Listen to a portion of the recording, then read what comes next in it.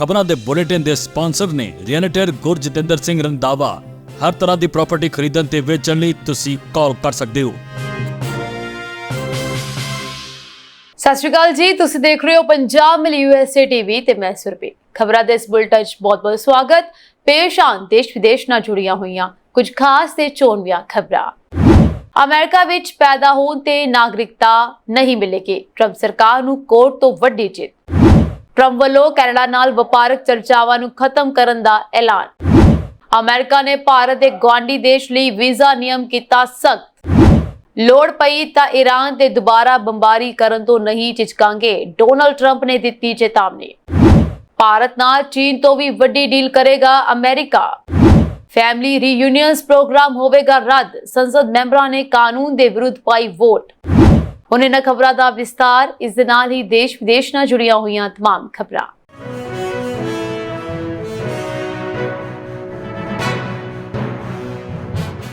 ਅਮਰੀਕੀ supreme court ਨੇ Donald Trump ਪ੍ਰਸ਼ਾਸਨ ਨੂੰ ਵੱਡੀ ਰਾਹਤ ਦਿੰਦਿਆਂ ਇਹ ਫੈਸਲਾ ਦਿੱਤਾ ਹੈ ਕਿ ਹੁਣ ਹੇਠਲੀਆਂ ਅਦਾਲਤਾਂ ਨੂੰ ਨਾਗਰਿਕਤਾ ਜਾਂ ਇਮੀਗ੍ਰੇਸ਼ਨ ਨੀਤੀਆਂ ਵਿੱਚ ਦਖਲ ਦੀ ਅਧਿਕਾਰਤਾ ਨਹੀਂ ਰਹੇਗੀ।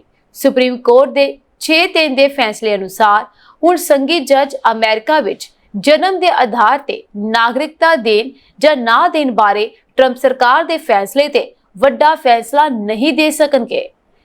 ਹੁਣ ਜਨਮ ਦੇ ਆਧਾਰ ਤੇ ਨਾਗਰਿਕਤਾ ਨਹੀਂ ਮਿਲੇਗੀ ਜੇਕਰ ਮਾਪਿਆਂ ਵਿੱਚੋਂ ਘੱਟੋ-ਘੱਟ ਇੱਕ ਵਿਅਕਤੀ ਅਮਰੀਕੀ ਨਾਗਰਿਕ ਜਾਂ ਗ੍ਰੀਨ ਕਾਰਡ ਹੋਲਡਰ ਨਹੀਂ ਹੈ।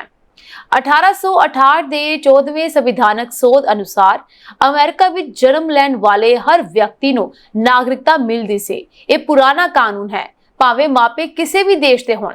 ਸੋ ਨਵੀਂ ਪਾਬੰਦੀ ਹੁਣ ਜਾਰੀ ਹੋ ਚੁੱਕੀ ਹੈ। ਹੁਣ ਜੇਕਰ ਮਾਪੇ ਵਿਦੇਸ਼ੀ ਹਨ ਅਤੇ ਉਹਨਾਂ ਦੇ ਕੋਲ ਨਾਗਰਿਕਤਾ ਜਾਂ ਗ੍ਰੀਨ ਕਾਰਡ ਨਹੀਂ ਹੈ ਤਾਂ ਉਹਨਾਂ ਦੇ ਬੱਚਿਆਂ ਨੂੰ ਨਾਗਰਿਕਤਾ ਨਹੀਂ ਮਿਲੇਗੀ। ਲਗਭਗ 1,05,000 ਬੱਚਿਆਂ ਨੂੰ ਅਮਰੀਕੀ ਨਾਗਰਿਕਤਾ ਨਹੀਂ ਮਿਲੇਗੀ। ਇਹ ਫੈਸਲਾ 1898 ਦੇ ਵੋਂਗ ਕਿਮ ਆਰਕ ਕੇਸ ਅਤੇ 14ਵੇਂ ਸੋਧ ਨੂੰ ਵੱਡੀ ਚੁਣੌਤੀ ਹੈ। ਵਿਦੇਸ਼ੀ ਨਾਗਰਿਕ ਅਮਰੀਕਾ ਵਿੱਚ ਜਨਮ ਦੇ ਆਧਾਰ ਤੇ ਨਾਗਰਿਕਤਾ ਲੈ ਰਹੇ ਹਨ, ਜੋ ਕਿ ਕਾਨੂੰਨ ਦੀ ਦੁਰਵਰਤੋਂ ਹੈ। ਇਹ ਟਰੰਪ ਦੀ ਦਲੀਲ ਸੀ। ਅਗਲੇ 30 ਦਿਨ ਸੁਪਰੀਮ ਕੋਰਟ ਨੇ ਹੁਕਮ ਦਿੱਤਾ ਕਿ ਟਰੰਪ ਸਰਕਾਰ ਦਾ ਨਵਾਂ ਨਿਯਮ 30 ਦਿਨਾਂ ਤੱਕ ਲਾਗੂ ਨਹੀਂ ਹੋਵੇਗਾ ਤਾਂ ਜੋ ਸਮੀਖਿਆ ਲਈ ਸਮਾਂ ਮਿਲ ਸਕੇ। ਅਮਰੀਕੀ ਰਾਸ਼ਟਰਪਤੀ ਡੋਨਾਲਡ ਟਰੰਪ ਨੇ ਕੈਨੇਡਾ ਦੇ ਨਾਲ ਸਾਰੀਆਂ ਵਪਾਰਕ ਗੱਲਬਾਤ ਤੁਰੰਤ ਪ੍ਰਭਾਵ ਨਾਲ ਖਤਮ ਕਰਨ ਦਾ ਐਲਾਨ ਕੀਤਾ ਹੈ। ਟਰੰਪ ਨੇ ਇਹ ਸਖਤ ਫੈਸਲਾ ਕੈਨੇਡਾ ਦੇ ਵੱਲੋਂ ਅਮਰੀਕੀ ਤਕਨੀਕੀ ਕੰਪਨੀਆਂ ਤੇ ਲਗਾਏ ਗਏ ਨਵੇਂ ਡਿਜੀਟਲ ਸੇਵਾਵਾਂ ਟੈਕਸ ਦੇ ਵਿਰੋਧ ਵਿੱਚ ਲਿਆ ਹੈ।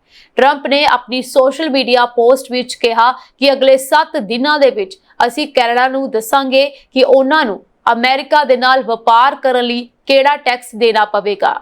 ਟਰੰਪ ਨੇ social media platform truth social ਤੇ ਇੱਕ ਬਿਆਨ ਜਾਰੀ ਕਰਦਿਆਂ ਕਿਹਾ ਕਿ ਕੈਨੇਡਾ ਵਪਾਰ ਕਰਨ ਲਈ ਬਹੁਤ ਮੁਸ਼ਕਿਲ ਦੇਸ਼ ਹੈ। ਸਾਲਾਂ ਤੋਂ ਇਹ ਸਾਡੇ ਕਿਸਾਨਾਂ, ਡੈਰੀ ਉਤਪਾਦਾਂ ਤੇ 400% ਤੱਕ ਦੇ ਟੈਕਸ ਲਗਾ ਰਿਹਾ ਹੈ। ਹੁਣ ਕੈਨੇਡਾ ਆਪਣੀ ਡਿਜੀਟਲ ਸਰਵਿਸਿਜ਼ ਟੈਕਸ ਨੂੰ ਅੱਗੇ ਵਧਾਉਣ ਦੀ ਯੋਜਨਾ ਬਣਾ ਰਿਹਾ ਹੈ। ਇਹ ਟੈਕਸ ਅਮਰੀਕਾ ਦੀਆਂ ਵੱਡੀਆਂ ਇੰਟਰਨੈਟ ਕੰਪਨੀਆਂ ਤੋਂ ਉਹਨਾਂ ਦੀ ਕੈਨੇਡਾ ਵਿੱਚ ਹੋ ਰਹੀ ਕਮਾਈ ਤੇ ਲਾਗੂ ਕੀਤਾ ਜਾਵੇਗਾ। ਉਹਨਾਂ ਨੇ ਦੋਸ਼ ਲਗਾਇਆ ਕਿ ਕੈਨੇਡਾ ਯੂਰੋਪੀਅਨ ਯੂਨੀਅਨ ਦੀ ਨਕਲ ਕਰ ਰਿਹਾ ਹੈ। ਅਮਰੀਕਾ ਇਸ ਗੱਲ ਤੋਂ ਤਲਖੀ ਵਿੱਚ ਹੈ ਕਿ ਕੈਨੇਡਾ ਉਹਨਾਂ ਦੀਆਂ ਵੱਡੀਆਂ ਟੈਕ ਕੰਪਨੀਆਂ ਜਿਵੇਂ ਕਿ ਗੂਗਲ, ਐਮਾਜ਼ਨ ਆਦਿ ਉੱਤੇ ਟੈਕਸ ਲਗਾਉਣਾ ਚਾਹੁੰਦਾ ਹੈ, ਜਿਸ ਤੋਂ ਭਾਵ ਹੈ ਕਿ ਤਕਨੀਕੀ ਕੰਪਨੀਆਂ ਨੂੰ 30 ਜੂਨ ਤੋਂ ਟੈਕਸ ਦਾ ਭੁਗਤਾਨ ਕਰਨਾ ਸ਼ੁਰੂ ਕਰਨਾ ਪਵੇਗਾ। ਇਸ ਨਾਲ ਅਮਰੀਕੀ ਕੰਪਨੀਆਂ ਕੋਲੋਂ ਮਹੀਨੇ ਦੇ ਅੰਤ ਤੱਕ 2 ਬਿਲੀਅਨ ਅਮਰੀਕੀ ਡਾਲਰ ਚਾਰਜ ਕੀਤੇ ਜਾ ਸਕਦੇ ਹਨ। ਹਾਲਾਂਕਿ ਟਰੰਪ ਦੇ ਬਿਆਨ ਤੋਂ ਬਾਅਦ ਕੈਨੇਡਾ ਤਰਫੋਂ ਹਾਲੇ ਤੱਕ ਕੋਈ ਪ੍ਰਤੀਕਿਰਿਆ ਨਹੀਂ ਆਈ ਹੈ। ਅਮਰੀਕਾ ਨੇ ਭਾਰਤ ਦੇ ਗੁਆਂਢੀ ਦੇਸ਼ ਪਾਕਿਸਤਾਨ ਲਈ ਵੀਜ਼ਾ ਨਿਯਮ ਸਖਤ ਕਰ ਦਿੱਤਾ ਹੈ। ਦੇਸ਼ ਵਿੱਚ ਪ੍ਰਵਾਸੀਆਂ ਦੀ ਗਿਣਤੀ ਘੱਟ ਕਰਨ ਦੇ ਉਦੇਸ਼ ਨਾਲ ਅਮਰੀਕੀ ਸਰਕਾਰ ਨੇ ਪਾਕਿਸਤਾਨੀ ਬਿਨੇਕਾਰਾਂ ਲਈ ਨਵਾਂ ਨਿਰਦੇਸ਼ ਜਾਰੀ ਕੀਤਾ ਹੈ। ਕਰਾਚੀ ਅਤੇ ਲਾਹੌਰ ਵਿੱਚ ਅਮਰੀਕੀ ਕੰਸੂਲੇਟਸ ਨੇ ਇਹ ਲਾਜ਼ਮੀ ਕਰ ਦਿੱਤਾ ਹੈ ਕਿ ਸਾਰੇ FM ਅਤੇ J ਗੈਰ ਪ੍ਰਵਾਸੀ ਵੀਜ਼ਾ ਬਿਨੇਕਾਰਾਂ ਨੂੰ ਵਧੀਆ ਜਾਂਚ ਉਪਾਵਾਂ ਦੇ ਹਿੱਸੇ ਵਜੋਂ ਆਪਣੇ ਸੋਸ਼ਲ ਮੀਡੀਆ ਖਾਤਿਆਂ ਨੂੰ ਜਨਤਕ ਕਰਨਾ ਹੋਵੇਗਾ। ਇਸ ਤੋਂ ਇਲਾਵਾ ARY ਨਿਊਜ਼ ਦੀ ਇੱਕ ਰਿਪੋਰਟ ਵਿੱਚ ਇਸ ਸੰਬੰਧੀ ਜਾਣਕਾਰੀ ਦਿੱਤੀ ਗਈ ਹੈ। ਉਹਦੇ ਵਿੱਚ ਕਿਹਾ ਗਿਆ ਹੈ ਕਿ ਕੰਸੂਲੇਟਸ ਨੇ ਇੰਸਟਾਗ੍ਰਾਮ ਤੇ ਐਲਾਨ ਕੀਤਾ ਹੈ ਕਿ ਬਿਨੇਕਾਰਾਂ ਨੂੰ ਆਪਣੀਆਂ ਸੋਸ਼ਲ ਮੀਡੀਆ ਗੋਪਨੀਯ ਸੈਟਿੰਗਾਂ ਨੂੰ ਐਡਜਸਟ ਕਰਨਾ ਚਾਹੀਦਾ ਹੈ ਤਾਂ ਜੋ ਅਧਿਕਾਰੀਆਂ ਨੂੰ ਪਛਾਣ ਅਤੇ ਯੋਗਤਾ ਦੀ ਪੁਸ਼ਟੀ ਕਰਨ ਦੀ ਆਗਿਆ ਦਿੱਤੀ ਜਾ ਸਕੇ। ਕੰਸਲਟੈਂਟਸ ਨੇ ਚੇਤਾਵਨੀ ਦਿੱਤੀ ਹੈ ਕਿ ਪਾਲਣਾ ਕਰਨ ਵਿੱਚ ਅਸਫਲ ਰਹਿਣ ਦੇ ਨਤੀਜੇ ਵਜੋਂ ਵੀਜ਼ਾ ਇਨਕਾਰ ਜਾਂ ਭਵਿੱਖ ਵਿੱਚ ਅਯੋਗਤਾ ਹੋ ਸਕਦੀ ਹੈ। 2019 ਤੋਂ ਵੀਜ਼ਾ ਬਿਨੇਕਾਰਾਂ ਨੂੰ ਅਰਜ਼ੀ ਫਾਰਮਾਂ ਤੇ ਆਪਣੇ ਸੋਸ਼ਲ ਮੀਡੀਆ ਹੈਂਡਲ ਸੂਚੀਬੱਧ ਕਰਨ ਦੀ ਲੋੜ ਹੈ। ਇਹ ਨਿਰਦੇਸ਼ ਦਿੱਲੀ ਵਿੱਚ ਅਮਰੀਕੀ ਦੂਤਕਾਰ ਦੁਆਰਾ ਹਾਲ ਹੀ ਦੇ ਵਿੱਚ ਲਾਗੂ ਕੀਤੀ ਗਈ ਇੱਕ ਸਮਾਨ ਨੀਤੀ ਨਾਲ ਮੇਲ ਖਾਂਦਾ ਹੈ। 18 ਜੂਨ ਨੂੰ ਜਾਰੀ ਇੱਕ ਅਮਰੀਕੀ ਵਿਦੇਸ਼ ਵਿਭਾਗ ਕੇਬਲ ਕੌਂਸਲ ਅਧਿਕਾਰੀਆਂ ਨੂੰ ਵੀਜ਼ਾ ਬਿਨੇਕਾਰਾਂ ਦੀ ਵਧੇਰੇ ਚੰਗੀ ਤਰ੍ਹਾਂ ਜਾਂਚ ਕਰਨ ਲਈ ਨਿਰਦੇਸ਼ ਦਿੰਦਾ ਹੈ ਤਾਂ ਜੋ ਸੰਯੁਕਤ ਰਾਜ ਜਾਂ ਇਸ ਦੇ ਅਦਾਰਿਆਂ ਪ੍ਰਤੀ ਵਿਰੋਧੀ ਵਿਚਾਰਾਂ ਵਾਲੇ ਕਿਸੇ ਵੀ ਵਿਅਕਤੀ ਦਾ ਪਤਾ ਲਗਾਇਆ ਜਾ ਸਕੇ। ਅਧਿਕਾਰਤ ਬਿਆਨਾਂ ਅਨੁਸਾਰ ਇਹ ਕਦਮ ਰਾਸ਼ਟਰਪਤੀ ਡੋਨਾਲਡ ਟਰੰਪ ਦੀ ਇਮੀਗ੍ਰੇਸ਼ਨ ਸਕਰੀਨਿੰਗ ਨੂੰ ਸਖਤ ਕਰਨ ਦੀ ਵਿਆਪਕ ਰਣਨੀਤੀ ਦਾ ਹਿੱਸਾ ਹੈ। ਮੱਧ ਪੂਰਬ ਵਿੱਚ ਤਣਾਅ ਘਟ ਗਿਆ ਹੈ। ਈਰਾਨ ਅਤੇ ਇਜ਼ਰਾਈਲ ਵਿਚਕਾਰ ਜੰਗਬੰਦੀ ਤੋਂ ਬਾਅਦ शांति बहाल हो गई है। इस दौरान अमरीकी राष्ट्रपति डोनाल्ड ट्रंप ने एक बार फिर दोहराया कि हवाई हमलिਆਂ ਰਾਹੀਂ ईरान ਦੇ परमाणु प्लांट ਨੂੰ ਪੂਰੀ ਤਰ੍ਹਾਂ ਤਬਾਹ ਕਰ ਦਿੱਤਾ ਗਿਆ। ਉਹਨਾਂ ਨੇ ਕਿਹਾ ਜੇਕਰ ਲੋੜ ਪਈ ਤਾਂ ਅਸੀਂ ईरान ਤੇ ਹਮਲਾ ਕਰਨ ਤੋਂ ਨਹੀਂ ਝਿਜਕਾਂਗੇ। ਜੇਕਰ ईरान ਭਵਿੱਖ ਵਿੱਚ ਸੰਵੇਦਨਸ਼ੀਲ ਗਤੀਵਿਧੀਆਂ ਦੁਬਾਰਾ ਸ਼ੁਰੂ ਕਰਦਾ ਹੈ ਤਾਂ ਅਮਰੀਕਾ ਦੁਬਾਰਾ ਹਮਲਾ ਕਰ ਸਕਦਾ ਹੈ। ਡੋਨਾਲਡ ਟਰੰਪ ਨੇ ਕਿਹਾ ਕਿ ਜੇਕਰ ईरान ਯੂਰੇਨੀਅਮ ਨੂੰ ਉਸ ਪੱਧਰ ਤੱਕ ਅਮੀਰ ਕਰਦਾ ਹੈ ਤਾਂ ਇਹ ਅਮਰੀਕਾ ਲਈ ਚਿੰਤਾ ਦਾ ਵਿਸ਼ਾ ਹੋਵੇਗਾ। ਵਾਈਟ ਹਾਊਸ ਵਿੱਚ ਇੱਕ ਪ੍ਰੈਸ ਕਾਨਫਰੰਸ ਦੌਰਾਨ ਇੱਕ ਮੀਡੀਆ ਵਿਅਕਤੀ ਦੇ ਸਵਾਲ ਦਾ ਜਵਾਬ ਦਿੰਦੇ ਹੋਏ ਟਰੰਪ ਨੇ ਕਿਹਾ ਕਿ ਉਹ ਈਰਾਨ ਦੇ ਸਰਵਉੱਚ ਨੇਤਾ ਅਲੀ ਖਮੇਨੀ ਦੀਆਂ ਟਿੱਪਣੀਆਂ ਦਾ ਜਲਦੀ ਹੀ ਜਵਾਬ ਦੇਣ ਤੇ ਵਿਚਾਰ ਕਰ ਰਹੇ ਹਨ। ਦਰਅਸਲ ਜੰਗਬੰਦੀ ਤੋਂ ਬਾਅਦ ਖਮੇਨੀ ਨੇ ਕਿਹਾ ਕਿ ਈਰਾਨ ਨੇ ਕਤਰ ਵਿੱਚ ਅਮਰੀਕੀ ਫੌਜੀ ਅੱਡੇ ਨੂੰ ਤਬਾਹ ਕਰ ਦਿੱਤਾ ਹੈ। ਟਰੰਪ ਨੇ ਇਹਨਾਂ ਦਾਅਵਿਆਂ ਨੂੰ ਵੀ ਰੱਦ ਕਰ ਦਿੱਤਾ ਕਿ ਈਰਾਨ ਦੇ ਪਰਮਾਣੂ ਸਥਾਨਾਂ ਨੂੰ ਉਹਨਾਂ ਨੁਕਸਾਨ ਨਹੀਂ ਪਹੁੰਚਿਆ ਜਿੰਨਾ ਅਮਰੀਕੀ ਰਾਸ਼ਟਰਪਤੀ ਦਾਅਵਾ ਕਰ ਰਹੇ ਸਨ। ਉਹਨਾਂ ਨੇ ਅੰਤਰਰਾਸ਼ਟਰੀ ਪਰਮਾਣੂ ਊਰਜਾ ਏਜੰਸੀ ਜਾਂ ਕਿਸੇ ਹੋਰ ਨਾਮਵਰ ਸਰੋਤ ਦੁਆਰਾ ਈਰਾਨ ਦੇ ਪਰਮਾਣੂ ਸਥਾਨਾਂ ਤੇ ਨਿਰੀਖਣ ਦਾ ਸਮਰਥਨ ਕੀਤਾ। ਇਸ ਦੇ ਨਾਲ ਹੀ ਇਹ ਦਾਅਵਾ ਕੀਤਾ ਜਾ ਰਿਹਾ ਹੈ ਕਿ ਗਾਜ਼ਾ ਵਿੱਚ ਇਜ਼ਰਾਈਲ ਅਤੇ ਹਮਾਸ ਵਿਚਕਾਰ ਚੱਲ ਰਹੀ ਜੰਗ 15 ਦਿਨਾਂ ਵਿੱਚ ਖਤਮ ਹੋ ਜਾਵੇਗੀ। ਅਮਰੀਕੀ ਰਾਸ਼ਟਰਪਤੀ ਟਰੰਪ ਅਤੇ ਇਜ਼ਰਾਈਲੀ ਪ੍ਰਧਾਨ ਮੰਤਰੀ ਨੇਤਨਯਾਹੂ ਗਾਜ਼ਾ ਵਿੱਚ ਯੁੱਧ ਨੂੰ ਰੋਕਣ ਅਤੇ ਅਬਰਾਹਮ ਸਮਝੌਤੇ ਦਾ ਵਿਸਥਾਰ ਕਰਨ ਲਈ ਸਹਿਮਤ ਹੋਏ ਹਨ। UAE ਅਤੇ ਮਿਸਰ ਦੇ ਸਹਿਯੋਗ ਦੇ ਨਾਲ ਇਜ਼ਰਾਈਲ ਦੀ ਅਗਵਾਈ ਹੇਠ ਗਾਜ਼ਾ ਵਿੱਚ ਸਰਕਾਰ ਚਲਾਉਣ ਬਾਰੇ ਵੀ ਗੱਲ ਹੋਈ ਹੈ। ਚਿੰਤਾ ਇਹ ਹੈ ਕਿ ਕੀ ਈਰਾਨ ਨੇ ਸੱਚਮੁੱਚ ਆਪਣੇ ਪਰਮਾਣੂ ਸਥਾਨਾਂ ਤੋਂ ਆਪਣੇ ਅਮੀਰ ਯੂਰੇਨੀਅਮ ਨੂੰ ਹਟਾ ਦਿੱਤਾ ਸੀ? ਕਿ ਇਹ ਅਜੇ ਵੀ ਸੁਰੱਖਿਅਤ ਹੈ ਅਤੇ ਕੀ ਇਸ ਤੋਂ ਪਰਮਾਣੂ ਬੰਬ ਬਣਾਇਆ ਜਾ ਸਕਦਾ ਹੈ? ਇਹ ਬਹੁਤ ਸਾਰੇ ਸਵਾਲ ਪੈਦਾ ਹੁੰਦੇ ਨੇ। ਦੱਸਣਯੋਗ ਹੈ ਕਿ SIPRI यानी सिपली अनुसार दुनिया ਦੇ 90% परमाणु हथियार अमेरिका ਅਤੇ रूस ਕੋਲ ਹਨ। ਸਵੀਡਿਸ਼ ਥਿੰਕ ਟੈਂਕ ਨੇ ਜੂਨ 2024 ਵਿੱਚ ਪਰਮਾਣੂ ਹਥਿਆਰਾਂ ਨਾਲ ਸੰਬੰਧਿਤ ਇੱਕ ਰਿਪੋਰਟ ਜਾਰੀ ਕੀਤੀ ਸੀ ਅਤੇ ਇਸ ਦੇ ਅਨੁਸਾਰ ਇਸ ਸਮੇਂ ਦੁਨੀਆ ਭਰ ਵਿੱਚ 3904 ਪਰਮਾਣੂ ਹਥਿਆਰ ਮਿਜ਼ਾਈਲਾਂ ਜਾਂ ਜਹਾਜ਼ ਤੈਨਾਤ ਹਨ। ਭਾਰਤ, ਪਾਕਿਸਤਾਨ ਅਤੇ ਉੱਤਰੀ ਕੋਰੀਆ ਵੀ ਆਪਣੀਆਂ ਬੈਲਿਸਟਿਕ ਮਿਜ਼ਾਈਲਾਂ ਤੇ ਪਰਮਾਣੂ ਹਥਿਆਰ ਤੈਨਾਤ ਕਰਨ ਦੀ ਤਿਆਰੀ ਕਰ ਰਹੇ ਹਨ। ਅਮਰੀਕੀ ਰਾਸ਼ਟਰਪਤੀ ਡੋਨਾਲਡ ਟਰੰਪ ਨੇ ਕਿਹਾ ਕਿ ਵਾਈਟ ਹਾਊਸ ਨੇ ਇੱਕ ਦਿਨ ਪਹਿਲਾਂ ਚੀਨ ਦੇ ਨਾਲ ਇੱਕ ਸੌਦੇ ਬਾਰੇ ਸਮਝੌਤਾ ਕੀਤਾ ਸੀ। ਆਉਣ ਵਾਲੇ ਦਿਨਾਂ 'ਚ ਭਾਰਤ ਨਾਲ ਇਸ ਤੋਂ ਵੀ ਵੱਡਾ ਸੌਦਾ ਕੀਤਾ ਜਾ ਸਕਦਾ ਹੈ। ਅਮਰੀਕੀ ਵਣਜ ਸਕੱਤਰ ਹਾਵਰਡ ਲੂਟਨਿਕ ਨੇ ਇੱਕ ਇੰਟਰਵਿਊ ਦੌਰਾਨ ਇਹ ਦੱਸਿਆ ਕਿ ਇਸ ਹਫ਼ਤੇ ਦੇ ਸ਼ੁਰੂ 'ਚ ਇਹ ਸਮਝੌਤਾ ਹੋਇਆ ਸੀ। ਉਹਨਾਂ ਤੇ ਟਰੰਪ ਨੇ ਸੌਦੇ ਬਾਰੇ ਕੋਈ ਵੇਰਵਾ ਨਹੀਂ ਦਿੱਤਾ। ਟਰੰਪ ਨੇ ਸਿਰਫ ਇੰਨਾ ਹੀ ਕਿਹਾ ਕਿ ਅਸੀਂ ਚੀਨ ਦੇ ਨਾਲ ਇੱਕ ਸਮਝੌਤੇ ਤੇ ਦਸਤਖਤ ਕੀਤੇ ਹਨ। ਇਹ ਕਦਮ ਮਈ ਦੇ ਸ਼ੁਰੂ 'ਚ ਜਨੇਵਾ 'ਚ ਅਮਰੀਕਾ ਚੀਨ ਗੱਲਬਾਤ ਤੋਂ ਬਾਅਦ ਚੁੱਕਿਆ ਗਿਆ। ਉਦੋਂ ਦੋਵਾਂ ਧਿਰਾਂ ਨੇ ਵੱਡੇ ਪੱਧਰ ਤੇ ਟੈਰਿਫ ਵਾਧੇ ਨੂੰ ਮੁਲਤਵੀ ਕਰ ਦਿੱਤਾ ਸੀ। ਟਰੰਪ ਦਾ ਇਹ ਬਿਆਨ ਉਸ ਸਮੇਂ ਆਇਆ ਜਦੋਂ ਮੁੱਖ ਵਾਰਤਾਕਾਰ ਰਾਜੇਸ਼ ਅਗਰਵਾਲ ਦੀ ਅਗਵਾਈ ਹੇਠ ਇੱਕ ਭਾਰਤੀ ਟੀਮ ਵੀਰਵਾਰ ਅਮਰੀਕਾ ਦੇ ਨਾਲ ਵਪਾਰਕ ਗੱਲਬਾਤ ਦੇ ਅਗਲੇ ਦੌਰ ਲਈ ਵਾਸ਼ਿੰਗਟਨ ਪਹੁੰਚੀ ਸੀ। ਦੋਵੇਂ ਦੇਸ਼ 9 ਜੁਲਾਈ ਤੋਂ ਪਹਿਲਾਂ ਸੌਦੇ ਨੂੰ ਅੰਤਿਮ ਰੂਪ ਦੇਣ ਦੀ ਕੋਸ਼ਿਸ਼ ਕਰ ਰਹੇ ਹਨ। ਅਮਰੀਕਾ ਨੇ 2 ਅਪ੍ਰੈਲ ਨੂੰ ਐਲਾਨੇ ਗਏ ਉੱਚ ਟੈਰਿਫਾਂ ਨੂੰ 9 ਜੁਲਾਈ ਤੱਕ ਮੁਅੱਤਲ ਕੀਤਾ ਹੋਇਆ ਹੈ। ਜਰਮਨ ਕਾਨੂੰਨ ਸਾਜ਼ਾਂ ਨੇ ਬਹੁਤ ਸਾਰੇ ਪ੍ਰਵਾਸੀਆਂ ਲਈ ਪਰਿਵਾਰਕ ਪੁਨਰ ਮਿਲਨ ਪ੍ਰੋਗਰਾਮ ਨੂੰ ਮੁਅੱਤਲ ਕਰਨ ਲਈ ਵੋਟ ਦਿੱਤੀ, ਜੋ ਕਿ ਨਵੀਂ ਰੂੜੀਵਾਦੀ ਅਗਵਾਈ ਵਾਲੀ ਸਰਕਾਰ ਦੁਆਰਾ ਪ੍ਰਵਾਸ ਪ੍ਰਤੀ ਸਖਤ ਪਹੁੰਚ ਲਈ ਇੱਕ ਮੁਹਿੰਮ ਦਾ ਹਿੱਸਾ ਹੈ। ਸੰਸਦ ਦੇ ਹੇਠਲੇ ਸਦਨ ਨੇ 444 ਤੋਂ 135 ਵੋਟਾਂ ਨਾਲ ਉਹਨਾਂ ਪ੍ਰਵਾਸੀਆਂ ਲਈ ਪਰਿਵਾਰਕ ਪੁਨਰ ਮਿਲਨ यानी कि फैमिली रीयूਨੀਅਨਸ ਦੀ ਸੰਭਾਵਨਾ ਨੂੰ 2 ਸਾਲਾਂ ਲਈ ਮੁਅੱਤਲ ਕਰਨ ਲਈ ਵੋਟ ਦਿੱਤੀ ਹੈ, ਜਿਨ੍ਹਾਂ ਦੇ ਕੋਲ ਸਹਾਇਕ ਸੁਰੱਖਿਆ ਹੈ, ਇੱਕ ਅਜਿਹਾ ਦਰਜਾ ਜੋ ਸ਼ਰਨ ਤੋਂ ਘੱਟ ਜਾਂਦਾ ਹੈ। ਮਾਰਚ ਦੇ ਅੰਤ 'ਚ ਜਰਮਨੀ ਵਿੱਚ ਰਹਿ ਰਹੇ 3,88,000 ਤੋਂ ਵੱਧ ਲੋਕਾਂ ਕੋਲ ਇਹ ਦਰਜਾ ਸੀ, ਜੋ ਸੀਰੀਆ ਦੇ ਘਰੇਲੂ ਯੁੱਧ ਤੋਂ ਭੱਜਣ ਵਾਲੇ ਬਹੁਤ ਸਾਰੇ ਲੋਕਾਂ ਨੂੰ ਦਿੱਤਾ ਗਿਆ ਸੀ।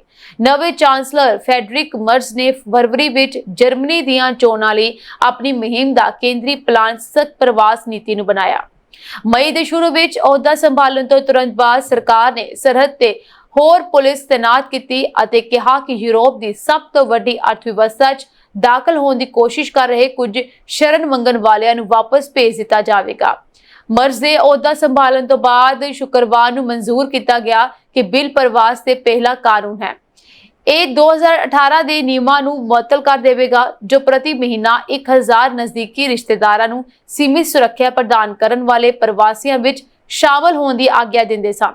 ਅਧਿਕਾਰੀਆਂ ਨੇ ਪੂਰਨ ਮਿਲਣ ਲਈ ਆਟੋਮੈਟਿਕ ਅਧਿਕਾਰ ਦੇਣ ਦੀ ਬਜਾਏ ਮਾਨਵਤਾਵਾਦੀ ਆਧਾਰ ਤੇ ਕੇਸ ਫੈਸਲੇ ਲਏ ਹਨ।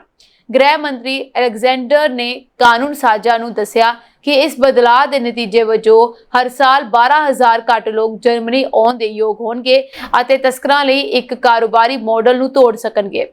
ਇਸ ਤੋਂ ਇਲਾਵਾ ਉਹਨਾਂ ਨੇ ਕਿਹਾ ਕਿ ਲੋਕ ਅਕਸਰ ਜਾਣਦੇ ਹਨ ਕਿ ਉਹਨਾਂ ਨੂੰ ਸ਼ਰਨਾਰਥੀਆਂ ਵਜੋਂ ਪੂਰੀ ਮਾਨਤਾ ਨਹੀਂ ਮਿਲੇਗੀ, ਪਰ ਉਹ ਜਰਮਨੀ ਲਈ ਰਵਾਨਾ ਹੋ ਗਏ, ਕਿਉਂਕਿ ਇਹ ਜਾਣਿਆ ਜਾਂਦਾ ਹੈ ਕਿ ਸ਼ਰਨ ਮਾਨਤਾ ਤੋਂ ਬਿਨਾਂ ਵੀ ਤੁਸੀਂ ਆਪਣੇ ਪਰਿਵਾਰ ਦਾ ਪਾਲਣ ਕਰ ਸਕਦੇ ਹੋ। ਇਹ ਇੱਕ ਮਹੱਤਵਪੂਰਨ ਖਿੱਚ ਪ੍ਰਭਾਵ ਹੈ ਤੇ ਅਸੀਂ ਇਸ ਖਿੱਚ ਪ੍ਰਭਾਵ ਨੂੰ ਹਟਾ ਰਹੇ ਹਾਂ ਅੱਜ। ਸੋ ਇਸ ਤੋਂ ਇਲਾਵਾ ਉਹਨਾਂ ਨੇ ਇਹ ਵੀ ਕਿਹਾ ਕਿ ਸਾਡੇ ਦੇਸ਼ ਦੀ ਏਕੀਕਰਨ ਦੀ ਸਮਰੱਥਾ ਦੀ ਇੱਕ ਸੀਮਾ ਹੈ। ਜਰਮਨ ਸਰਕਾਰਾਂ ਨੂੰ ਕਈ ਸਾਲਾਂ ਤੋਂ ਪ੍ਰਵਾਸ ਨੂੰ ਰੋਕਣ ਲਈ ਦਬਾਅ ਦਾ ਸਾਹਮਣਾ ਕਰਨਾ ਪਿਆ, ਕਿਉਂਕਿ ਦੇਸ਼ ਭਰ ਵਿੱਚ ਆਸਰਾ ਭਰ ਗਏ ਹਨ। ਮਰਜ਼ ਦੇ ਪੂਰਵਗਾਮੀ ਉਲਾਫ ਸਕੋਲਸ ਦੇ ਪ੍ਰਸ਼ਾਸਨ ਨੇ ਪਹਿਲਾਂ ਹੀ ਕੁਝ ਉਪਾਅ ਕੀਤੇ ਸਨ, ਜਿਨ੍ਹਾਂ ਵਿੱਚ ਜਰਮਨੀ ਦੀਆਂ ਸਾਰੀਆਂ ਸਰਹੱਦਾਂ ਤੇ ਜਾਂਚ ਸ਼ੁਰੂ ਕਰਨਾ ਸ਼ਾਮਲ ਹੈ। ਸ਼ਰਨ ਅਰਜ਼ੀਆਂ 2023 ਦੇ ਵਿੱਚ 3,29,120 ਤੋਂ ਘਟ ਕੇ ਪਿਛਲੇ ਸਾਲ 2,29,751 ਹੋ ਗਈਆਂ ਅਤੇ ਇਸ ਸਾਲ ਵੀ ਘਟ ਰਹੀਆਂ ਹਨ। ਕੈਨੇਡਾ ਨੇ ਚੀਨ ਨੂੰ ਵੱਡਾ ਝਟਕਾ ਦਿੱਤਾ। ਕੈਨੇਡੀਅਨ ਸਰਕਾਰ ਨੇ ਹੁਕਮ ਜਾਰੀ ਕਰਦੇ ਹੋਏ ਇੱਕ ਵੱਡੀ ਚੀਨੀ ਕੰਪਨੀ ਨੂੰ ਦੇਸ਼ ਵਿੱਚ ਸਾਰੇ ਕੰਮ ਬੰਦ ਕਰਨ ਲਈ ਕਿਹਾ। ਕਾਰਨੀ ਸਰਕਾਰ ਨੇ ਇਹ ਕਦਮ ਰਾਸ਼ਟਰੀ ਸੁਰੱਖਿਆ ਨੂੰ ਧਿਆਨ ਵਿੱਚ ਰੱਖਦੇ ਹੋਏ ਚੁੱਕਿਆ ਹੈ। ਕੈਨੇਡਾ ਦੀ ਉਦਯੋਗ ਮੰਤਰੀ ਮੈਲੋਨੀ ਜੋਲੀਨ ਨੇ 27 ਜੂਨ ਨੂੰ ਦੱਸਿਆ ਕਿ ਸਰਕਾਰ ਨੇ ਚੀਨੀ ਨਿਗਰਾਨੀ ਉਪਕਰਨ ਨਿਰਮਾਤਾ ਹਿਕਵਿਜ਼ਨ ਨੂੰ ਕੈਨੇਡਾ ਵਿੱਚ ਕੰਮ ਕਰਨਾ ਬੰਦ ਕਰਨ ਦਾ ਆਦੇਸ਼ ਦਿੱਤਾ। ਉਹਨਾਂ ਨੇ ਕਿਹਾ ਦੇਸ਼ ਵਿੱਚ ਕੰਮ ਕਰਨ ਵਾਲਾ ਹਿਕਵਿਜ਼ਨ ਰਾਸ਼ਟਰੀ ਸੁਰੱਖਿਆ ਲਈ ਵੱਡਾ ਖਤਰਾ ਹੋਵੇਗਾ। ਜੋਲੀ ਨੇ ਇਹ ਵੀ ਕਿਹਾ ਕਿ ਇਹ ਫੈਸਲਾ ਕੈਨੇਡੀਅਨ ਸੁਰੱਖਿਆ ਅਤੇ ਖੁਫੀਆ ਏਜੰਸੀਆਂ ਦੁਆਰਾ ਦਿੱਤੀ ਗਈ ਜਾਣਕਾਰੀ ਦੇ ਆਧਾਰ ਤੇ ਲਿਆ ਗਿਆ ਹੈ। ਹਿਕਵਿਜ਼ਨ ਪਹਿਲਾਂ ਵੀ ਕਈ ਅੰਤਰਰਾਸ਼ਟਰੀ ਜਾਂਚ ਏਜੰਸੀਆਂ ਦੇ ਰਡਾਰ ਤੇ ਰਿਹਾ ਹੈ। ਅਮਰੀਕਾ ਨੇ ਪਹਿਲਾਂ ਹੀ ਕੰਪਨੀ ਨੂੰ ਬਲੈਕਲਿਸਟ ਕਰ ਦਿੱਤਾ ਹੈ ਅਤੇ ਯੂਰੋਪੀਅਨ ਯੂਨੀਅਨ ਵਿੱਚ ਵੀ ਇਸ ਤੇ ਕਈ ਸਵਾਲ ਉਠਾਏ ਗਏ ਹਨ। ਇਹ ਦੋਸ਼ ਹੈ ਕਿ ਹਿਕਵਿਜ਼ਨ ਦੇ ਉਤਪਾਦਾਂ ਦੀ ਵਰਤੋਂ ਚੀਨੀ ਸਰਕਾਰ ਦੁਆਰਾ ਨਿਗਰਾਨੀ, ਮਨੁੱਖੀ ਅਧਿਕਾਰਾਂ ਦੀ ਉਲੰਘਣਾ ਅਤੇ ਇੱਥੋਂ ਤੱਕ ਕਿ ਉਈਗਰ ਮੁਸਲਮਾਨਾਂ ਦੇ ਅਤਿਆਚਾਰ ਲਈ ਕੀਤੀ ਗਈ ਹੈ। ਕੈਨੇਡਾ ਦਾ ਇਹ ਕਦਮ ਇਸ ਸੰਦਰਭ ਵਿੱਚ ਹੋਰ ਵੀ ਮਹੱਤਵਪੂਰਨ ਹੋ ਜਾਂਦਾ ਹੈ, ਕਿਉਂਕਿ ਇਹ ਸਿਰਫ ਇੱਕ ਤਕਨੀਕੀ ਪਾਬੰਦੀ ਨਹੀਂ ਹੈ, ਸਗੋਂ ਇੱਕ ਕੂਟਨੀਤਿਕ ਸੰਦੇਸ਼ ਵੀ ਹੈ ਕਿ ਕੈਨੇਡਾ ਆਪਣੀਆਂ ਡਿਜੀਟਲ ਸਰਹੱਦਾਂ ਦੀ ਸੁਰੱਖਿਆ ਨੂੰ ਸਭ ਤੋਂ ਵੱਧ ਤਰਜੀਹ ਦਿੰਦਾ ਹੈ। ਕੈਨੇਡਾ ਅਤੇ ਚੀਨ ਵਿਚਕਾਰ ਸਬੰਧ ਪਹਿਲਾਂ ਹੀ ਇੱਕ ਨਾਜ਼ੁਕ ਪੜਾਅ ਵਿੱਚੋਂ ਲੰਘ ਰਹੇ ਹਨ। ਹੁਵਾਵੇ ਮਾਈਕਲ ਸਪੇਵਰ ਦੀ ਗ੍ਰਿਫਤਾਰੀ ਵੀ ਹੋਈ ਹੈ। ਹਾਂਗਕਾਂਗ ਨੀਤੀ ਅਤੇ ਹੁਣ ਹਿਕਵਿਜ਼ਨ ਪਾਬੰਦੀ, ਇਹ ਸਾਰੀਆਂ ਘਟਨਾਵਾਂ ਦੋਵਾਂ ਦੇਸ਼ਾਂ ਦੇ ਸਬੰਧਾਂ ਵਿੱਚ ਤਣਾਅ ਦਾ ਕਾਰਨ ਬਣੀਆਂ ਹਨ। ਹੁਣ ਇਹ ਦੇਖਣਾ ਬਾਕੀ ਹੈ ਕਿ ਬੀਜਿੰਗ ਇਸ ਫੈਸਲੇ ਤੇ ਕਿਵੇਂ ਪ੍ਰਤੀਕਿਰਿਆ ਕਰਦਾ ਹੈ। ਚੀਨ ਸ਼ਾਇਦ ਇਸ ਕਦਮ ਨੂੰ ਰਾਜਨੀਤਿਕ ਤੌਰ ਤੇ ਪ੍ਰੇਰਿਤ ਅਤੇ ਟੈਕਨੋਲੋਜੀ ਦੀ ਰਾਜਨੀਤੀ ਕਹੇਗਾ। ਇਹ ਵਪਾਰ ਅਤੇ ਕੂਟਨੀਤਿਕ ਗੱਲਬਾਤ ਨੂੰ ਹੋਰ ਪ੍ਰਭਾਵਿਤ ਕਰ ਸਕਦਾ ਹੈ। ਇਸ ਤੋਂ ਇਲਾਵਾ ਕੈਨੇਡਾ ਨੇ ਚੀਨ ਤੇ ਦੇਸ਼ ਵਿੱਚ ਗਲਤ ਅਤੇ ਗੁਪਤ ਤਰੀਕੇ ਨਾਲ ਕੰਮ ਕਰਨ ਦਾ ਦੋਸ਼ ਵੀ ਲਗਾਇਆ ਹੈ। ਉੱਤਰੀ ਵੈਂਕੂਵਰ ਹਲਕੇ ਤੋਂ ਵਿਧਾਇਕ ਤੇ ਸੂਬਾ ਸਰਕਾਰ ਦੀ ਬੁਨਿਆਦੀ ਢਾਂਚਾ ਮੰਤਰੀ ਬੋਵਿਨ ਦੇ ਸਰਕਾਰੀ ਦਫ਼ਤਰ ਦੇ ਬਾਹਰ ਧਮਾਕਾ ਹੋਇਆ, ਜਿਸ ਕਾਰਨ ਦਫ਼ਤਰ ਦੀ ਇਮਾਰਤ ਨੁਕਸਾਨੀ ਗਈ ਹੈ। ਇਸ ਦੌਰਾਨ ਦਫ਼ਤਰ ਖਾਲੀ ਹੋਣ ਕਰਕੇ ਕਿਸੇ ਜਾਨੀ ਨੁਕਸਾਨ ਤੋਂ ਬਚਾ ਰਿਹਾ। ਕੇਂਦਰੀ ਪੁਲਿਸ ਦੀ ਕਾਰਪੋਰਲ ਮਨਸੂਰ ਸਾਹਕ ਅਨੁਸਾਰ ਕਰੀਬ 2:45 ਵਜੇ ਇੱਕ ਧਮਾਕੇ ਦੀ ਆਵਾਜ਼ ਸੁਣਾਈ ਦਿੱਤੀ, ਪਰ ਧਮਾਕੇ ਦੀ ਅਸਲ ਥਾਂ ਬਾਰੇ ਪਤਾ ਨਹੀਂ ਲੱਗ ਸਕਿਆ। ਉਹਨਾਂ ਨੇ ਦੱਸਿਆ ਕਰੀਬ 1.5 ਘੰਟੇ ਬਾਅਦ ਪੁਲਿਸ ਨੂੰ ਵਿਧਾਇਕਾਂ ਦੇ ਦਫ਼ਤਰ ਦੇ ਬਾਹਰ ਧਮਾਕਾ ਕੀਤੇ ਜਾਣ ਦੀ ਸੂਚਨਾ ਮਿਲੀ। ਅਧਿਕਾਰੀਆਂ ਨੇ ਦੱਸਿਆ ਕਿ ਪੁਲਿਸ ਨੂੰ ਧਮਾਕਾ ਕਿਸੇ ਯੰਤਰ ਨਾਲ ਕੀਤੇ ਜਾਣ ਦੇ ਸਬੂਤ ਮਿਲੇ ਹਨ। ਇਸ ਕਾਰਨ ਦਫ਼ਤਰ ਦੇ ਸ਼ੀਸ਼ੇ ਟੁੱਟ ਗਏ। ਹੁਣ ਤੱਕ ਦੀ ਜਾਂਚ ਦੌਰਾਨ ਅਧਿਕਾਰੀ ਇਸ ਧਮਾਕੇ ਦੇ ਇਰਾਦੇ ਅਤੇ ਵਿਅਕਤੀਆਂ ਦੀ ਪਛਾਣ ਦਾ ਪਤਾ ਲਾਉਣ ਵਿੱਚ ਸਫਲ ਨਹੀਂ ਹੋ ਸਕੇ। ਉਹਨਾਂ ਨੇ ਕਿਹਾ ਕਿ ਅੱਗੇ ਦੀ ਜਾਂਚ ਕੀਤੀ ਜਾ ਰਹੀ ਹੈ। ਬੋਵਿਨ ਮਾਂ ਨੇ ਇਸ ਮੰਦਭਾਗੀ ਘਟਨਾ ਦੀ ਨਿੰਦਾ ਕੀਤੀ। ਉਹਨਾਂ ਨੇ ਦੱਸਿਆ ਵਿਧਾਨ ਸਭਾ ਦਾ ਸੁਰੱਖਿਆ ਦਸਤਾ ਵੀ ਵਿਕਟੋਰੀਆ ਤੋਂ ਮੌਕੇ ਤੇ ਪਹੁੰਚ ਗਿਆ, ਜੋ ਸਥਾਨਕ ਪੁਲਿਸ ਨਾਲ ਜਾਂਚ ਵਿੱਚ ਸਹਿਯੋਗ ਕਰ ਰਿਹਾ ਹੈ। ईरान इजराइल विचाले जंगबंदी तो बाद अमेरिका के राष्ट्रपति डोनाल्ड ट्रंप के प्रशासन ने ईरान के नाल गलबात शुरू करने की कोशिश की। डोनाल्ड ट्रंप प्रशासन ईरान नूं सिविलियन परमाणु प्रोग्राम लई 30 बिलियन अमरीकी डॉलर देण दे विचार कर रहा है। इस दे नाल ही ईरान ते पाबंदियां नूं ढिल दिंदे होए पाबंदीशुदा ईरानी फंडां तो अरबां डॉलर भी जारी किए जाणगे। इस नूं अमेरिका द्वारा ईरान नूं परमाणु गलबात लई मेज़ ते वापस लिआउण दी कोशिश वजों देखिया जा रहा है। 13 जून ਨੂੰ ईरान ਤੇ ਇਜ਼ਰਾਈਲ ਦੇ ਹਮਲਿਆਂ ਤੋਂ ਬਾਅਦ ईरान ਅਤੇ ਅਮਰੀਕਾ ਦੇ ਵਿਚਕਾਰ ਚੱਲ ਰਹੀ ਪਰਮਾਣੂ ਗੱਲਬਾਤ ਰੁਕ ਗਈ ਸੀ। ਇਸ ਪਹਿਲ ਦਾ ਉਦੇਸ਼ ईरान ਨੂੰ ਯੂਰੇਨੀਅਮ ਨੂੰ ਅਮੀਰ ਕਰਨਾ ਬੰਦ ਕਰਨ ਲਈ ਉਤਸ਼ਾਹਿਤ ਕਰਨਾ ਹੈ। ਯਾਨੀ ਕਿ ईरान ਨੂੰ ਯੂਰੇਨੀਅਮ ਤੋਂ ਜੋ ਪਰਮਾਣੂ ਹਥਿਆਰ ਬਣਾਉਣੇ ਸੀ ਉਹਨੂੰ ਰੋਕਣ ਤੋਂ ਸੀਗਾ। बदले विच तेहरान अपनियां ऊर्जा जरूरतां नूं पूरा करन लई एक गैर संशोधन परमाणु प्रोग्राम नूं अगे वधाउण दे योग होवेगा। ट्रंप प्रशासन दे एक अधिकारी ने CNN नूं इस बारे दस्सिया कि अमेरिका ईरान नूं 20-30 बिलियन डॉलर दी सहायता दी पेशकश कर सकता है। बदले विच ईरान नूं यूरेनियम संशोधन नूं पूरी तरह बंद करना पवेगा। यह योजना एक अजिहा विकल्प बनाउण बारे है जो ईरान दीयां घरेलू ऊर्जा जरूरतां नूं पूरा करे ਅਤੇ ਉਹਨਾਂ ਨੂੰ ਪਰਮਾਣੂ ਬੰਬ ਬਣਾਉਣ ਤੋਂ ਰੋਕੇ। ਰਿਪੋਰਟ ਵਿੱਚ ਦਾਅਵਾ ਕੀਤਾ ਗਿਆ ਹੈ ਕਿ ਅਮਰੀਕਾ ਅਤੇ ਪੱਛਮੀ ਏਸ਼ੀਆ ਦੇ ਮੁੱਖ ਅਧਿਕਾਰੀ ਈਰਾਨ ਦੇ ਨਾਲ ਰੁਕੀ ਹੋਈ ਪਰਮਾਣੂ ਗੱਲਬਾਤ ਨੂੰ ਮੁੜ ਸ਼ੁਰੂ ਕਰਨ ਲਈ ਤਹਿਰਾਨ ਦੇ ਸੰਪਰਕ ਵਿੱਚ ਹਨ। ਉਡਾਨ ਭਰਨ ਮਗਰੋਂ ਹਵਾਈ ਜਹਾਜ਼ 'ਚ ਖਰਾਬੀ ਮਹਿਸੂਸ ਕਰਨ ਤੋਂ ਬਾਅਦ ਇੱਕ ਚੀਨੀ ਘਰੇਲੂ ਉਡਾਨ ਦੀ ਐਮਰਜੈਂਸੀ ਲੈਂਡਿੰਗ ਕਰਵਾਈ ਗਈ, ਜਿਸ 'ਚ ਯਾਤਰੀਆਂ ਨੇ ਜਹਾਜ਼ ਵਿੱਚ ਉੱਚੀਆਂ ਆਵਾਜ਼ਾਂ ਅਤੇ ਬਦਬੂ ਆਉਣ ਦੀ ਰਿਪੋਰਟ ਕੀਤੀ। 에ਅਰਲਾਈਨ ਨੇ ਇੱਕ ਸੋਸ਼ਲ ਮੀਡੀਆ ਪੋਸਟ ਵਿੱਚ ਕਿਹਾ ਕਿ किंगदाओ तो शंघाई जा रही शेडोंग एयरलाइंस की एक उड़ान विच हवाई जहाज खराबी का अनुभव होया। इस मगरों जहाज नूं नानजिंग दे एक हवाई अड्डे वाल मोड़ दिता गया। फ्लाइट दी नानजिंग विच एमरजेंसी लैंडिंग करवाई गई। सारे प्रभावित यात्रियों नूं सही ढंग नाल ठहराया गया और एक होर जहाज नूं अगलियां उड़ानां चलाउण दे लई भेजिया गया। फ्लाइट में सवार होने का दावा करने वाले एक यात्री ने एक सोशल मीडिया पोस्ट विच कहा कि जहाज एक खब्बे इंजन विच कुछ फसिया होया जापदा सी जदों ये क्रूज कर रहा सी। एक होर यात्री ने इस अनुभव नूं भयानक दस्सिया। यात्री ने लिखा कुछ जोरदार धमाके होए, फिर जहाज लगभग 10 डिग्री तक एक दूजे पासे हिलन लगा, जिस नाल सड़न दी बदबू 5 तो 10 मिनट तक रही। फिर कप्तान ने नानजिंग विच एमरजेंसी लैंडिंग का ऐलान किया। एक होर यात्री ने पोस्ट विच लिखा कि शेडोंग एयरलाइंस के पायलटां नूं नमस्कार।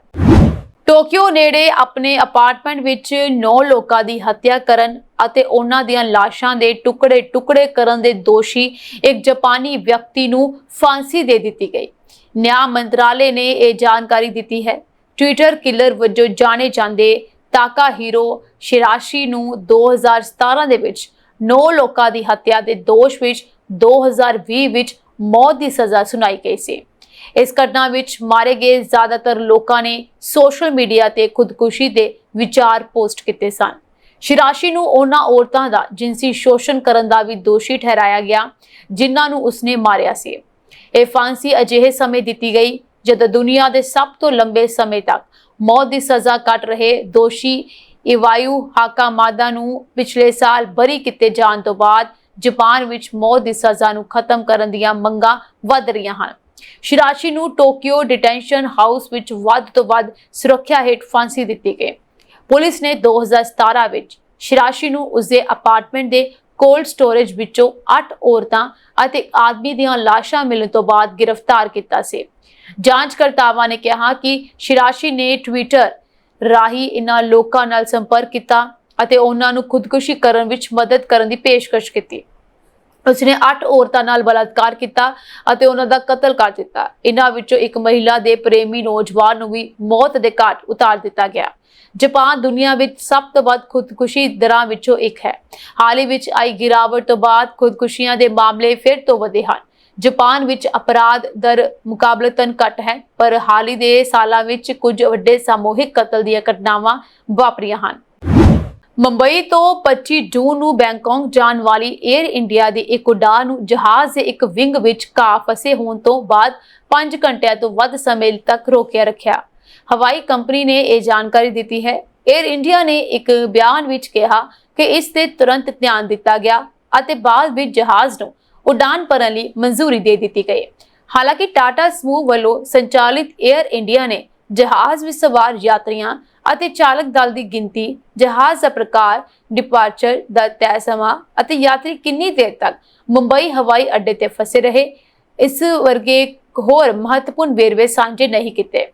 ਹਾਲਾਂਕਿ ਉਡਾਨਾਂ ਦੇ ਸੰਚਾਲਨ ਤੇ ਨਜ਼ਰ ਰੱਖਣ ਵਾਲੀ ਵੈਬਸਾਈਟ flightradar24.com ਮੁਤਾਬਕ 에ਅਰਬਸ A320 ਨਿਊ ਜਹਾਜ਼ ਵੱਲੋਂ ਸੰਚਾਲਿਤ ਉਡਾਨ ਨੰਬਰ AI2354 ਨੂੰ ਸਵੇਰੇ 7:45 ਤੇ ਮੁੰਬਈ ਤੋਂ ਰਵਾਨਾ ਕੀਤਾ ਗਿਆ ਹੋਣਾ ਸੀਗਾ। ਮੁੰਬਈ ਤੋਂ ਰਵਾਨਾ ਹੋਣੇ, ਹਾਲਾਂਕਿ 5 ਘੰਟੇ ਤੋਂ ਵੱਧ ਦੇਰੀ ਤੋਂ ਬਾਅਦ ਦੁਪਹਿਰ ਲਗਭਗ 1 ਵਜੇ ਰਵਾਨਾ ਹੋਈ। 에ਅਰ ਇੰਡੀਆ ਨੇ ਇੱਕ ਬਿਆਨ ਵਿੱਚ ਕਿਹਾ ਕਿ AI2354 ਨੂੰ 25 ਜੂਨ 2025 ਨੂੰ ਮੁੰਬਈ ਤੋਂ ਬੈਂਕਾਕ ਲਈ ਉਡਾਨ ਭਰਨੀ ਸੀ, ਪਰ ਉਸ ਨੂੰ ਰੋਕ ਦਿੱਤਾ ਗਿਆ ਕਿਉਂਕਿ ਜਹਾਜ਼ ਦੇ ਖੱਬੇ ਵਿੰਗ ਦੇ ਹੇਠਾਂ ਘਾਹ ਫਸਿਆ ਹੋਇਆ ਪਾਇਆ ਗਿਆ ਸੀ। ਉੱਥੇ ਇਹ ਵੀ ਦੱਸਿਆ ਜਾ ਰਿਹਾ ਹੈ ਕਿ ਇਹ ਘਾਹ ਨਹੀਂ ਸਗੋਂ ਚਿੜੀਆ ਦਾ ਇੱਕ ਆਲਣਾ ਸੀ, ਜਿਸ ਨੂੰ ਸਾਫ਼ ਕਰਨ ਤੋਂ ਬਾਅਦ ਹੀ ਜਹਾਜ਼ ਨੂੰ ਉਡਾਨ ਭਰਨ ਦੀ ਇਜਾਜ਼ਤ ਮਿਲ ਸਕੇ। ਵਿਗਿਆਨੀਆਂ ਨੇ ਇੱਕ ਆਰਟੀਫੀਸ਼ੀਅਲ ਇੰਟੈਲੀਜੈਂਸ ਉਪਕਰਨ ਤਿਆਰ ਕੀਤਾ ਹੈ ਜੋ ਕੈਂਸਰ ਦੇ ਇਲਾਜ 'ਚ ਕ੍ਰਾਂਤੀ ਲਿਆ ਸਕਦਾ ਹੈ। ਇਹ ਟਿਊਮਰ ਦੇ ਅੰਦਰ ਕੋਸ਼ਿਕਾ ਵੱਖਰੇਪਨ ਦੀ ਨਕਸ਼ਾ ਬਣਾਉਂਦਾ ਹੈ। ਇਹ ਨਵੀਂ ਖੋਜ ਐਂਕੋਲੋਜੀ 'ਚ ਟਿਊਮਰ ਦੇ ਵੱਖਰੇਪਨ ਨਾਲ ਨਿਪਟਦੀ ਹੈ, ਜਿੱਥੇ ਵੱਖ-ਵੱਖ ਕੋਸ਼ਿਕਾ ਆਬਾਦੀਆਂ ਇਲਾਜ ਦੇ ਵਿਰੋਧ ਤੇ ਦੁਬਾਰਾ ਹੋਣ ਦਾ ਕਾਰਨ ਬਣਦੀਆਂ ਹਨ। ਸਿਡਨੀ ਸਥਿਤ ਗਾਵਨ ਇੰਸਟੀਚਿਊਟ ਆਫ ਮੈਡੀਕਲ ਰਿਸਰਚ ਨੇ America the Yale school of medicine ਦੇ ਸਹਿਯੋਗ ਦੇ ਨਾਲ ANET AI ਟੂਲ ਤਿਆਰ ਕੀਤਾ। ਇਹ ਕੈਂਸਰ ਕੋਸ਼ਿਕਾਵਾਂ ਵਿੱਚ ਜੀਨ ਗਤੀਵਿਧੀਆਂ ਦਾ ਅਧਿਐਨ ਕਰਦਾ ਹੈ। ਇਹ ਟਿਊਮਰ ਦੇ ਅੰਦਰ 5 ਕੋਸ਼ਿਕਾ ਪ੍ਰਕਾਰਾਂ ਦੀ ਪਛਾਣ ਕਰਦਾ ਹੈ। ਇਹ ਡਾਕਟਰਾਂ ਨੂੰ ਕੈਂਸਰ ਬਿਹਤਰ ਢੰਗ ਨਾਲ ਸਮਝਣ ਵਿੱਚ ਮਦਦ ਵੀ ਕਰਦਾ ਹੈ, ਜਦਕਿ ਪੁਰਾਣੇ ਤਰੀਕਿਆਂ ਵਿੱਚ ਸਾਰੇ ਟਿਊਮਰ ਕੋਸ਼ਿਕਾਵਾਂ ਦਾ ਇੱਕ ਸਮਾਨ ਇਲਾਜ ਕੀਤਾ ਜਾਂਦਾ ਸੀ। ਅਧਿਐਨ ਦੀ ਸਹਾਇਕ ਸੀਨੀਅਰ ਲੇਖਿਕਾ ਗਾਵਨ ਇੰਸਟੀਚਿਊਟ ਦੀ ਐਸੋਸੀਏਟਿਡ ਪ੍ਰੋਫੈਸਰ ਕ੍ਰਿਸਟੀਨ ਚੈਫਰ ਨੇ ਕਿਹਾ ਕਿ ਵਿਭਿੰਨਤਾ ਇੱਕ ਸਮੱਸਿਆ ਹੈ ਕਿਉਂਕਿ ਮੌਜੂਦਾ ਸਮੇਂ ਵਿੱਚ ਟਿਊਮਰ ਦਾ ਇਲਾਜ ਇਸ ਤਰ੍ਹਾਂ ਕਰਦੇ ਹਨ ਕਿ ਜਿਵੇਂ ਕਿ ਇਹ ਇੱਕ ਹੀ ਕੋਸ਼ਿਕਾ ਤੋਂ ਬਣੇ ਹੋਣ। ਇਸ ਦਾ ਅਰਥ ਹੈ ਕਿ ਅਸੀਂ ਇੱਕ ਅਜਿਹੀ ਥੈਰੇਪੀ ਦਿੰਦੇ ਹਾਂ ਜੋ ਇੱਕ ਵਿਸ਼ੇਸ਼ ਤੰਤਰ ਨੂੰ ਮਿੱਥ ਕੇ ਟਿਊਮਰ ਵਿੱਚ ਜ਼ਿਆਦਾਤਰ ਕੋਸ਼ਿਕਾਵਾਂ ਨੂੰ ਨਸ਼ਟ ਕਰ ਦਿੰਦੀ ਹੈ। ਹਾਲਾਂਕਿ ਕੁਝ ਕੈਂਸਰ ਕੋਸ਼ਿਕਾਵਾਂ ਜਿਉਂਦੀਆਂ ਰਹਿ ਜਾਂਦੀਆਂ ਹਨ ਤੇ ਬਿਮਾਰੀ ਵਾਪਸ ਆ ਜਾਂਦੀ ਹੈ। ਇਸ ਤੋਂ ਇਲਾਵਾ ANET ਟਿਊਮਰ ਵਿਭਿੰਨਤਾ ਨੂੰ ਜੈਵਿਕ ਰੂਪ ਨਾਲ ਵੰਡਣ ਦਾ ਇੱਕ ਤਰੀਕਾ ਪ੍ਰਦਾਨ ਕਰਦਾ ਹੈ, ਜਿਸ ਨਾਲ ਸੰਯੋਜਿਤ ਇਲਾਜਾਂ ਦੇ ਡਿਜ਼ਾਈਨ ਦੀ ਮਨਜ਼ੂਰੀ ਮਿਲਦੀ ਹੈ ਜੋ ਸਾਰੀਆਂ ਕੋਸ਼ਿਕਾ ਸਮੂਹਾਂ ਨੂੰ ਇੱਕ ਬਰਾਬਰ ਮਿੱਥਦੀ ਹੈ। ਯੇਲ ਯੂਨੀਵਰਸਿਟੀ ਦੀ ਸਹਿਯੋਗੀ ਪ੍ਰੋਫੈਸਰ ਸਮੀਤਾ ਕ੍ਰਿਸ਼ਨਾ ਸਵਾਮੀ ਨੇ ਕਿਹਾ ਕਿ ਇਹ ਕੋਸ਼ਿਕਾ ਗੁੰਝਲਤਾ ਨੂੰ ਪ੍ਰਯੋਗਿਕ ਮੂਲ ਰੂਪਾਂ 'ਚ ਬਦਲਣ ਦਾ ਪਹਿਲਾ ਤਰੀਕਾ ਹੈ ਜੋ ਸੰਭਾਵਿਤ ਤੌਰ ਤੇ ਸਹੀ ਐਂਕੋਲੋਜੀ ਨੂੰ ਬਦਲ ਸਕਦੀ ਹੈ। ਇਹ ਢੰਗ ਕਲੀਨਿਕਲ ਉਪਯੋਗ ਲਈ ਤਿਆਰ ਹੈ, ਜਿਸ 'ਚ AI ਵਿਸ਼ਲੇਸ਼ਣ ਅਤੇ ਪਰੰਪਰਾਗਤ ਨਿਦਾਨ ਨੂੰ ਜੋੜਨ ਦੀਆਂ ਯੋਜਨਾਵਾਂ ਹਨ ਤਾਂ ਜੋ ਹਰ ਟਿਊਮਰ ਦੇ ਕੋਸ਼ਿਕਾ ਕਿਸਮ ਅਨੁਸਾਰ ਇਲਾਜ ਕੀਤਾ ਜਾ ਸਕੇ। ਇਸ ਸਾਂਝੀ ਦੇਸ਼ ਵਿਦੇਸ਼ ਨਾਲ ਜੁੜੀਆਂ ਹੋਈਆਂ ਕੁਝ ਖਾਸ ਤੇ ਚੋਣਵੀਆਂ ਖਬਰਾਂ ਹੋਰ ਅਪਡੇਟਸ ਨਾਲ ਜੁੜੇ ਰਹਿਣ ਦੇ ਲਈ ਤੁਸੀਂ ਬਣੇ ਰਹੋ ਪੰਜਾਬ ਮੇਲ USA TV ਦੇ ਨਾਲ। ਤੁਹਾਡੇ ਸਭ ਦਾ ਬਹੁਤ ਬਹੁਤ ਧੰਨਵਾਦ।